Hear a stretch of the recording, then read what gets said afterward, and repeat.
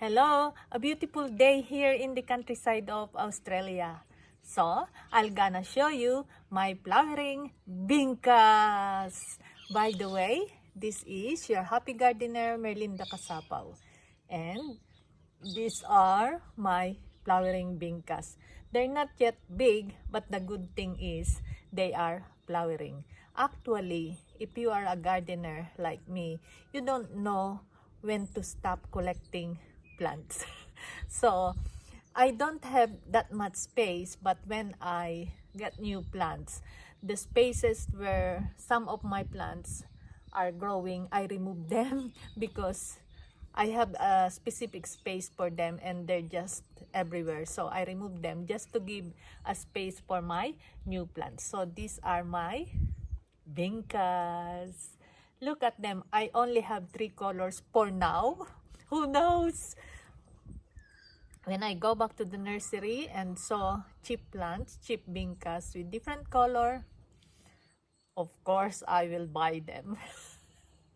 Let's have a closer look of my flowering bingkas. You can say what you want.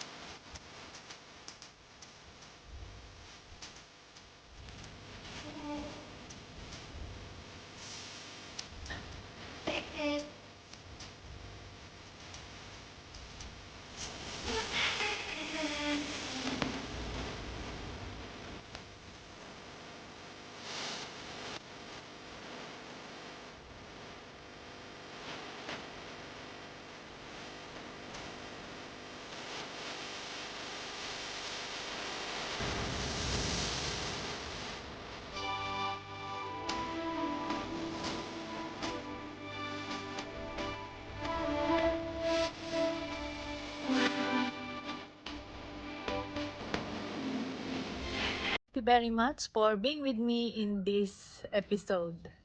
Although it's a short video, please don't forget to like, leave a comment, subscribe if you're new to my channel, and ring the notification bell so you get updated of what's happening here in the countryside of Australia. Thank you very much. Bye-bye. See you on the next vlog. See ya.